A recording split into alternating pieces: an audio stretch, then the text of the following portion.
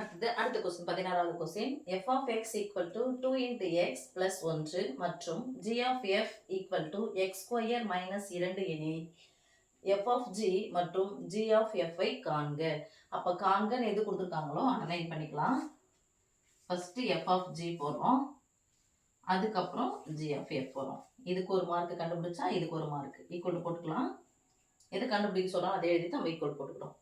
First இங்க யார் இருக்காங்க பாருமா, எஃப். நான் எஃப்ல போயிட்டு ஃபர்ஸ்ட் விரல் வைக்கிறேன், விரல் வச்சுட்டு அப்படியே இழுத்துக்கிட்டே போறேன். ஈக்குவலுக்கு அப்புறமா எக்ஸ்ல போய் விரல் வைக்கிறேன். அதுக்கு முன்னாடி என்ன இருக்குன்னு பாருங்க, 2. நான் படிக்கும் போதே தெளிவா படிச்சேன். 2 இன்ட்டு எக்ஸ், 2 மடங்கு எக்ஸ். அப்ப மடங்குன்னு என்ன பண்ணணும், பெருக்கணும். எதை பெருக்கணும், எக்ஸ் பெருக்கணும். இப்போ எக்ஸ்ல போய் நம்ம விரல் வச்சுக்கலாம். அது எதனுடைய மதிப்பு போட போறோம்னா ஜி ஆஃப் எஸ் எக்ஸ்னுடைய மதிப்பை போட போறோம். அப்ப ஜி ஆஃப் எக்ஸ்னா எக்ஸ்ல விரல் வச்சிருக்கேன், அப்படியே வச்சுக்கோங்க. அதுக்கு முன்னாடி என்ன நம்பர் இருக்கோ அதை போட்டாச்சு. இன்ட்டு, இந்த இன்ட்டுக்கு பதிலாக எப்பவுமே நீங்க போடுறது பிராக்கெட் போட்டுக்கணும். பிராக்கெட்னா இன்ட்டு பொதுவானது, இன்ட்டு பொதுவானது. அப்போ 2 இன்ட்டு எக்ஸ் படிக்கும் போதும் அப்படிதான் படிக்கணும். 2 இன்ட்டு இங்க யார் இருக்காங்க, ஜி. ஸோ ஜியில் அதே மாதிரி ஜி ஆஃப் இதே தப்பா போட்டுச்சுக்கிறேன். ஜி ஆஃப் எக்ஸ் அதுலயும் எடுத்துட்டு போயிட்டு நேரா ஈக்குவலுக்கு அப்புறமா ஃபுல்லா தேய்க்கணும். ரெண்டாவதா இருக்கிறது ஜி. அப்ப ஜி ஆஃப் எக்ஸ்ல ஈக்குவலுக்கு அப்புறமா ஃபுல்லா தேய்க்க போறோம். அது எத்தனை உறுப்புகள் இருக்குன்னு பாருங்க, 2 உறுப்புகள். அந்த 2 உறுப்புகளும் எடுத்து அந்த எக்ஸுக்கு பதிலாக எழுத போறோம். எக்ஸ் ஸ்கொயர் மைனஸ் 2 முடிஞ்சிச்சு. அப்போ ஓப்பன் பிராக்கெட் க்ளோஸ் பிராக்கெட். இங்க மீதி என்ன இருக்குன்னு பாருங்க, பிளஸ் 1. இப்போ ஃபர்ஸ்ட் இதை சுருக்கிட்டு வந்துடலாம், ஈக்குவல் போட்டுக்கலாம். இந்த பிராக்கெட்னா இன்ட்டு பொதுவானது, பிராக்கெட்னா இன்ட்டு பொதுவானது. அப்போ இன்ட்டு பெருக்க போறோம். எது பொதுவானது, 2 பொதுவானது. எத்தனை உறுப்புகள் இருக்கு, 2 உறுப்புகள். அப்ப அந்த 2 உறுப்புகளுக்கும் 2ஆனது பொதுவானது. அப்ப இது மாதிரி எப்போ ஒரு பிராக்கெட் வருதோ, ஒன்று நான் பொதுவா எடுத்து அது மாதிரி போட்டு பிராக்கெட் போடணும். இல்லை பிராக்கெட் இருந்துச்சுன்னா இதை எடுத்து என்ன பண்ணுங்க, ஆட்டோமேட்டிக்கா இது மாதிரி போட்டுக்கோங்க. இது மாதிரி போட்டீங்கன்னாவே இன்ட்டுன்னு ஒரு வார்த்தை உங்களுக்கு ஞாபகம் வந்து பெருக்க போறோம். 2ஐயும் எக்ஸ் ஸ்கொயரையும் பெருக்கணும், மைனஸ் 2ஐயும் பெருக்கணும், அவ்வளவுதான். இது மாதிரி ஒரு கோடு போட்டுட்டீங்கன்னா பெருக்க போறோம் அப்படின்றது உங்களுக்கு தெரியணும். So 2 into X square, 2 X square. இங்க என்ன குறி இருக்குன்னு பாருங்கம்மா, மைனஸ். இங்க குறியே இல்லைன்னா என்ன இருக்குன்னு அர்த்தம், பிளஸ் இருக்குன்னு அர்த்தம். ஸோ ஒற்றைப்படை மைனஸ் மைனஸ், 2 2 4 முடிஞ்சிடுச்சு. மீதிங்க என்ன இருக்குன்னு பாருங்க, இங்க என்ன இருக்குது, பிளஸ் 1. ஒரு உறுப்பு, 2 உறுப்பு, இது ஒரு உறுப்பு இருக்கு. இது என்ன பண்ணலாம், நம்ம சுருக்கலாம். ஏன்னா இதுவும் ஒரு நம்பர், இதுவும் ஒரு நம்பர். ஆனா இது வேற ஒரு உறுப்பு. ஸோ இதுக்கும் சம்பந்தம் இல்லை. ஆனா இதுக்கு சம்பந்தம் இருக்கு. ரெண்டுமே உறுப்புகள், நம்பர்ஸ். அப்போ 4 1 என்ன பண்ண போறோம், ஒன்று கூட்ட போறோம், இல்லைன்னா கழிக்க போறோம். எப்படி இருந்தா கூட்டுவோம், குறிகள் ஒரே மாதிரி இருந்தா கூட்டுவோம். எப்ப கழிப்போம், ஒரு மைனஸ் வந்தா கழிப்போம். அப்போ ஒரு மைனஸ் வந்திருக்கு, என்ன பண்ண போறோம், கழிக்க போறோம். எதுல இருந்தா கழிக்க முடியும், பெரிய எண்ணில இருந்து சிறிய எண்ணை கழிக்கணும். அப்ப இது எது பெரிய எண்ணுன்னா 4 பெரிய எண், 1 சிறிய எண். ஈக்குவல் போட்டுக்கலாம். இதுக்கு செய்யறதுக்கு முன்னாடி நீங்க என்ன இருக்கோ அதை எழுதிங்க. 4ல இருந்து 1 கழிக்க போறோம். ஒரு மைனஸ் வந்தா கழிக்கணும், ஒரு மைனஸ் வந்தா கழிக்கணும், ஒரு மைனஸ் வந்தா கழிக்கணும். ஞாபகம் நல்லா வச்சுக்கோங்க. ஸோ 4ல இருந்து 1 நீக்கிட்டா என்ன வரும், 4ல இருந்து 1 நீக்கிட்டா மீதி 3. நான் 3 போட்டுட்டேன். ரொம்ப முக்கியம், பெரிய எண்ணுடைய குறி. எது பெரிய எண்ணு, 4 பெரிய எண். அப்ப 4க்கு முன்னாடி என்ன நம்பர் இருக்கு, என்ன குறி இருக்கோ அதுதான் அதனுடைய குறி. பெரிய எண்ணுடைய குறியை நான் போட போறேன். பெரிய எண்ணுக்கு 4க்கு முன்னாடி என்ன குறி இருக்கு, மைனஸ். ஸோ இதை கண்டுபிடிச்சா நமக்கு ஒரு மார்க். அடுத்தது ஜி ஆஃப் எஃப். யார்ல விரல வைக்கணும், கொஸ்டின்ல போயிட்டு ஜி ஆஃப் எக்ஸ்ல விரல வச்சுட்டு ஈக்குவலுக்கு அப்புறமா இருக்கிற எக்ஸ்ல விரல வைக்கணும். விரல வச்சாச்சு. எக்ஸ் ஸ்கொயர், எக்ஸ்ல விரல வச்சாச்சு. விரல வச்சதுக்கு அப்புறம் யாரை பார்க்கணும், எஃப் ஆஃப் எக்ஸை பார்க்கணும். எஃப் ஆஃப் எக்ஸ் ஈக்குவலுக்கு அப்புறமா தேய்ங்க.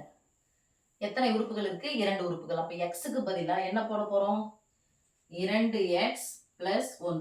2 இன்ட்டு எக்ஸ் பிளஸ் 1. இந்த ஸ்கொயர் இருக்கு, இங்க 2 உறுப்புகள் இருக்கிறதுனால the whole square. X square பதிலா எக்ஸுக்கு பதிலா இதை எடுத்து போட போறோம். எஃப் ஆஃப் ஜினா எஃப்ல எக்ஸுக்கு பதிலா ஜி இருக்கக்கூடிய மதிப்பு எடுத்து போடணும். ஜி ஆஃப் எஃப் அப்படின்னா ஜி ஆஃப் எக்ஸ்ல எஃப் ஆஃப் எக்ஸ்னுடைய மதிப்பு எடுத்து போகணும், வேற ஒண்ணுமே கிடையாது. ஓகே, அப்ப எக்ஸ் ஸ்கொயருக்கு பதிலா எக்ஸுக்கு பதிலா 2 இன்ட்டு எக்ஸ் பிளஸ் 1. ஸ்கொயருக்கு பதிலாக the ஹோல் ஸ்கொயர். ஏன்னா எத்தனை உறுப்புகள் இருக்கு? இதோ ஒரு உறுப்பு, இதோ ஒரு உறுப்பு. நடுவில் ப்ளஸோ மைனஸோ இருந்துச்சுன்னா உறுப்புகள் கணக்கு. இங்கே இன்ட் இருக்கு, அது உறுப்புகளில் சேராது. இது ரெண்டும் சேர்த்தா ஒரு உறுப்பு, இது ஒரு உறுப்பு. அதனால the ஹோல் ஸ்கொயர். இங்கே பின்னாடி என்ன இருக்கோ அதை அப்படி எழுதிங்க. -2. 2x + 1 the ஹோல் ஸ்கொயர் அப்படின்னா சாமி அடுக்கு என்ன இருக்கு? 2.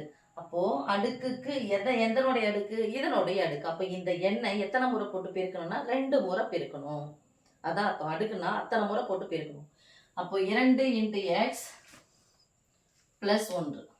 கொஞ்சம் தள்ளி எழுதிக்கிறேன், ஈஸியாக பெருக்கிறதுக்கு வழி சொல்லித்தரேன். 2 × x + 1. 2 முறை போட்டாச்சு. 2x + 1, 2 × x + 1 ஒரு முறை போட்டாச்சு. 2 முறை போட்டு பெருக்க போகிறோம். பெருக்கிறது நேராக பெருக்கலாம். பெருக்கிறதுக்கு முன்னாடி குறிகளை பெருக்கணும். ப்ளஸ்ஸையும் பெருக்குனா ப்ளஸ் 1 ஸ்கொயர் ஓர் 1 1 பாக்ஸ் போட்டுக்கோங்க. இப்போ இந்த நம்பர் பெருக்கணும். முன்னாடி குறிகளே இல்லைன்னா ப்ளஸ் இருக்குன்னு அர்த்தம். 2 2 அதுக்கு முன்னாடி எக்ஸனுடைய கிழுக்களை பெருக்கணும். எக்ஸுக்கு முன்னாடி என்ன இருக்கும் அந்த நம்பர்ஸை பெருக்கணும். அதான் கிழுக்கள். 2 2 4. அப்புறம் எக்ஸையும் பெருக்கணும். எக்ஸையும் பெருக்குனா எக்ஸ் ஸ்கொயர். இல்லைன்னா இதுக்கு மேலே ஒன்றுமே இல்லைனா 1. எக்ஸின் அடுக்கு 1ஐயும் பெருக்குனா எக்ஸின் அடுக்கு 2 பாக்ஸ் போட்டுக்கணும். இப்போ குறுக்க பெருக்கலாம். இங்கே என்ன இருக்கு? ப்ளஸ் ஓரன் 2. இங்கே என்ன இருக்கு? எக்ஸ். 1 கூட எதை பெருக்கினாலும் அதே எண்ணம் கிடைக்கும். அதே என்னது? 2x plus ஓரன் 2x. இங்கே என்ன குறி இருக்கு? ப்ளஸ். ஸோ ரெண்டுமே ப்ளஸ்ஸாக இருக்குது. அப்போ என்ன பண்ணிக்க போகிறோம்? கூட்டிக்க போகிறோம். பொதுவான குறியை போடுவோம். +2xையும் சேர்த்தா +4x. நிறைய பேர் குறியை போட மறந்துடுவீங்க. +4x. ஓகே, போட்டுக்கலாம். அப்போ இங்கே என்ன வந்திருக்கோ அப்படியே எழுதுங்க. 4x² + 4x + 1. இதனுடைய ஃபுல் ஃபார்மை எழுதியாச்சு. இங்கே என்ன இருக்குது? -2. x² x இருக்குது. ஸோ ஒத்த உறுப்புகள் வேறு எதுவும் கிடையாது. அப்படியே எழுதிக்கலாம். x², 4x² + 4 × x. நம்பர் இருக்குன்னு பாருங்க. இது ரெண்டு இப்படி போட்டிங்கன்னா இந்த 2 நம்பரையும் ஒரே நம்பராக ஆக்க போறீங்கன்னு அர்த்தம். ஸோ இங்கே ப்ளஸ் இருக்குது, இங்கே மைனஸ் இருக்குது. ஒரு மைனஸ் வந்தால் கழிக்கணும். அப்போது எதிலிருந்து எதை கழிக்க முடியும்? பெரிய எண்ணிலிருந்து சிறிய எண்ணை கழிக்க வேண்டும். அப்போ எது பெரிய எண்? 1 பெரிய எண்ணா 2 பெரிய எண்ணா? 2. 2லிருந்து 1 கழிச்சிருங்க.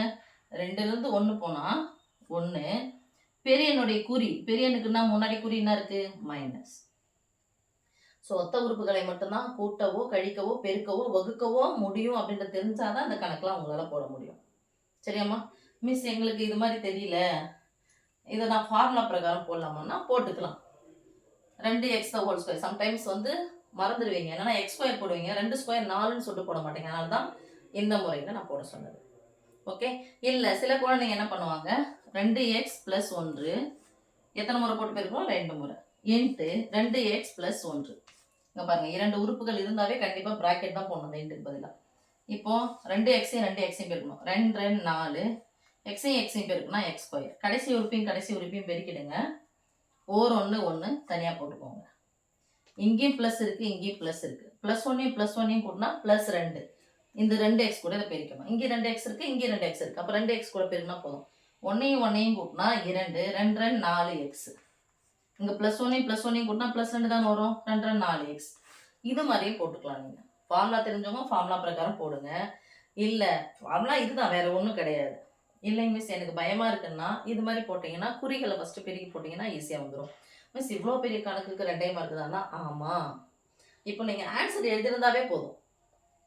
இதில் எதனா பார்க்குறாங்க அப்படின்னா இல்லை ஆன்சர் சரியாக எழுதணும், அதாவது காப்பி அடிச்சு எழுதணும் அந்த அர்த்தம் கிடையாது. ஆனால் தெரியணும். இந்த ஸ்டெப்பு போட்டிங்கன்னா உங்களுக்கு ஈஸியாக இருக்கும். ஸோ இந்த கணக்கு நீங்கள் ப்ராக்டிஸ் பண்ணிக்கிட்டே இருந்தீங்கன்னா அது ஈஸியாக உங்களுக்கு வந்துடும்.